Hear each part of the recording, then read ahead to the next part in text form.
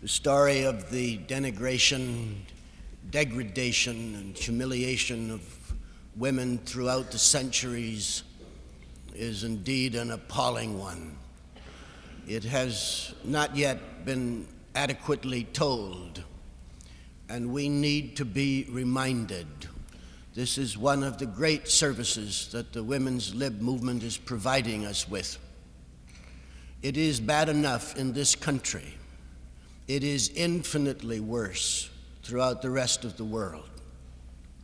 There are still millions of women wearing veils, not out of any kind of modesty, but as a result of the kind of injunction that was in my scripture reading this morning, that women have no right to expose themselves, not even their faces, and their long hair is to hide themselves behind, because man is the glory of God. And in a sense, woman is the shameful thing. And she gets her power and authority from man.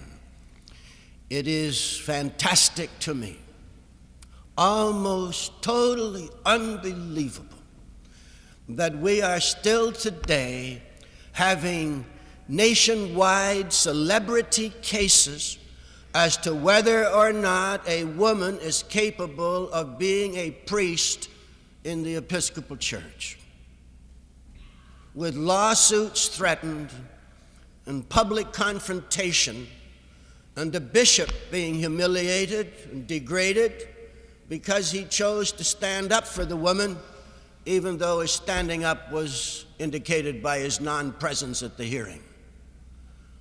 That we should be discussing such a matter at this late date is an indication of where things are even in America. That woman has been confined to the bedroom, the kitchen, and apart from that, and in addition to that, to the fields and to hard labor. That she is generally regarded as an inferior creation, as not having the same kind of mind or brain or capacity as the male. That she is, of course, under the total control of her husband. That her property belongs to her husband, and she shares in it only at his willingness or with here and there the consent of the court to give her some. In much of the world, including England, and until very recently, if it has indeed changed, any property owned by a woman prior to her marriage thereafter belongs to her husband, and she has no control over it. Even in this state, married women find it difficult, if not impossible, to use their own names. One of my children was forbidden to use the name Littlefair as a middle name, even though we had not given her one, purposely so that she could use it upon her marriage. She was not allowed her driver's license if she chose to use that middle name. No woman who's gone through the loss of her husband is unacquainted with the problem of getting credit cards or of being recognized as a creditable risk in her own right. Women in Grand Rapids and Michigan in the United States have been and still are prohibited from many public places and certainly from private places.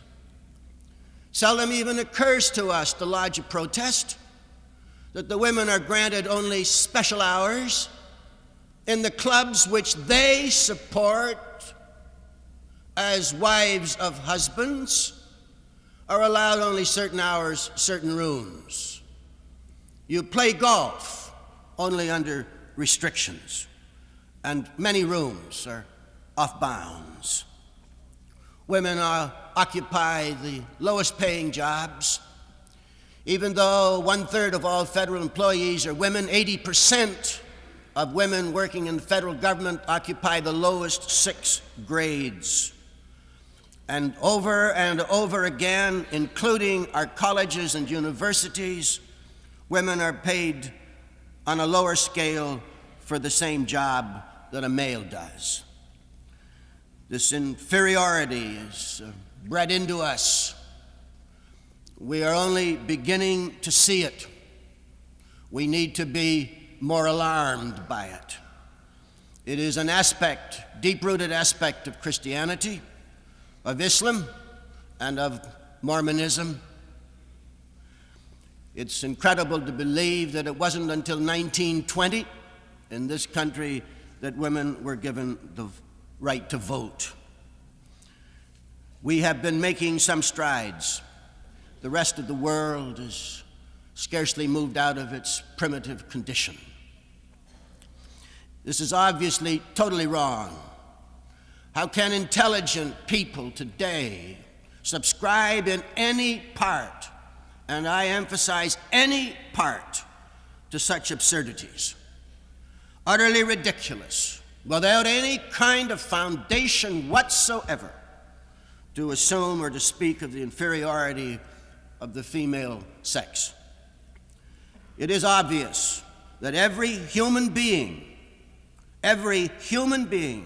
should have equal opportunity and equal responsibility and be treated with equal respect. It is obvious that there should be no discrimination in any activity on the basis of sex. It seems to me perfectly obvious that every job and every role should be based on capacity and on interest. We should all indeed be exceedingly grateful to women's lib movement.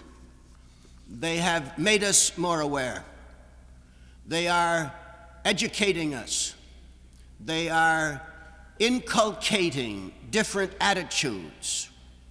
And after a time, these attitudes will move from the upper levels of ideas into gut-level reaction, so that we will react as though women were equal without having to think about it and come to a logical conclusion. Seems to me that there can be no question of the necessity of the women's lib movement continuing to shout, to cry, and to protest, and to educate. It would seem to me also that there is no way in which we can avoid passing the Equal Rights Amendment. Regardless of any difficulties and injustices which may accrue from that because of our long past bad habits, such injustices will have to be corrected in another way. It remains for the United States to be the first nation in the world to come to the very obvious conclusion that we are all human beings, and there must be no discrimination and no prejudice. These goals should be achieved and can be achieved without any kind of resentment or antagonism, either to females, certain sections of females, or to males. There is at the present time, I think, a great deal of resentment and antagonism. It ought not to be. I say this resentment and antagonism comes from women as well as men. For when the major group is threatened, it usually in its ignorance reacts in hostility. And whenever a minority attempts to make a change in a social situation, they feel compelled to resort to antagonism and bitterness and hatred in order to achieve their ends. We are both victims of this prejudice. Enormous losers, men throughout the centuries, and women throughout the centuries, and therefore our society. We are both losers. There is no need and no point in women looking at men as oppressors. We're victims.